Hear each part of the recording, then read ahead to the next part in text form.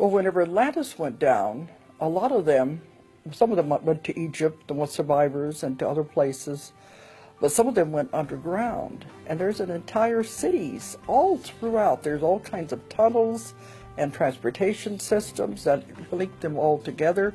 Some of the trains and things down there can go 3,000 miles an hour to link the cities together. There's like a sun inside the earth that lights everything. So they have light, they have lakes, they have water, they have everything they need.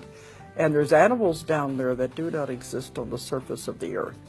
They have live computers, if you want to say that. This is in my second volume of The Convoluted Universe. It talks about the underground cities. They have computers that we can't even approach that can create and do anything they want.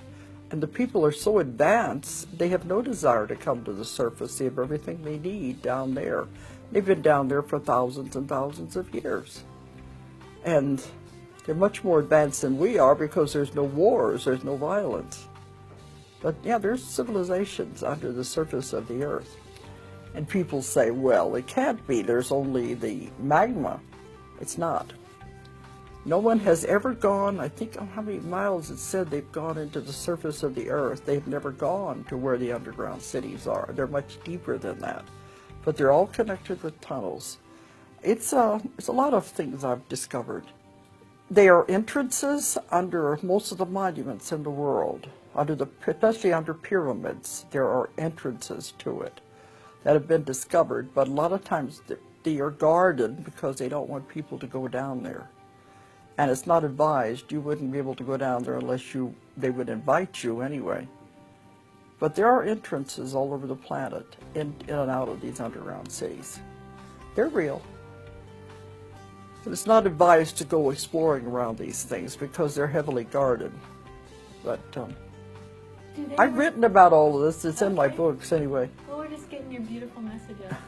Okay. Do any of them come to visit us or come to help heal They us? can, but they don't want to.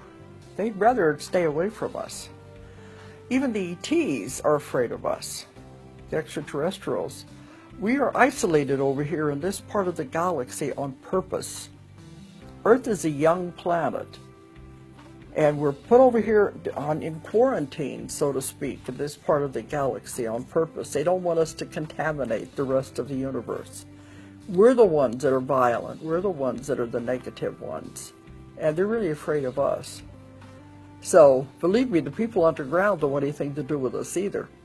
We have to get our act together. Oh, the ETs help us all the time. They've been helping us since the beginning of the world.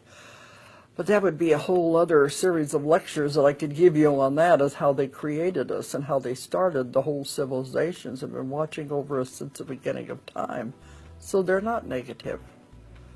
But eventually they want us to join with them and to be part of the federation that it's called, because they said we would be a valuable addition because of our curiosity and our creativity.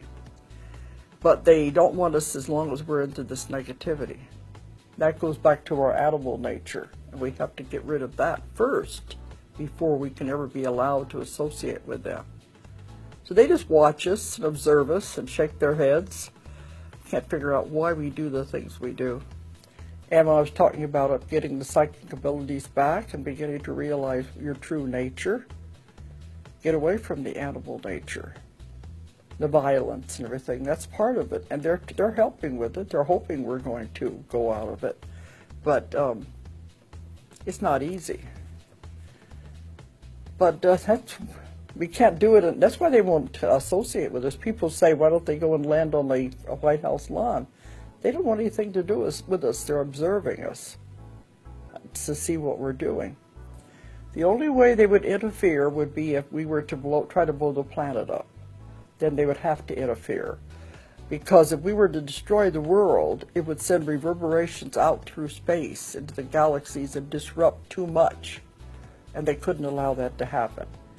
It's the law of non-interference, and it's very real.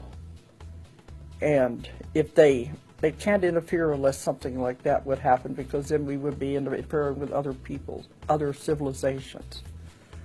So they just watch us and shake their heads. We're a planet of free will. They've given us that to see what we're going to do with it. And they don't like what we're doing with it. But that's all they can do. But I give lectures on that all the time too, but it's a whole other series to take it from the beginning. I've written 4 books on that alone. So every civilization in the world has the legends of the nature spirits, the dryads, the fairies, the gnomes, the pixies, the little peoples, because they're very real. They're the nature spirits. Their job is to take care of the plants and the animals. And we have all been these things. Just like we've all been rocks and plants, we've also been fairies. It's part of our nature to take care of the animals and the plants. It's just another life form that we've been. When I go to England, they understand this more because they're very close to it. When we were close to agriculture, to nature, people used to see them more. But now that we've gotten into the technology age, we don't, because we drifted away from it. But they're still there. I said the only ones you're aware of now are the gremlins that like to play games with my computer. But they're still very real. They're still there. It's hard to find them in a city, though. But they're just other beings, that's all. Another form that we go through. The guardians. The planet has a consciousness. The planet is alive. It's a living being. So it has its own karma. It's why it doesn't like what we're doing to it. And it's like a dog with fleas. Eventually, if he doesn't like what you're doing to it, it's going to shake the fleas off. This is what's happening right now. It's living out its karma to get rid of the tormentors. No, the earth itself has a consciousness. It's very real. This is what cried out, "Help me." And this is where the volunteers have come in to help change everything that are coming in at this point. But that's totally separate from the nature spirits. It's a totally different thing.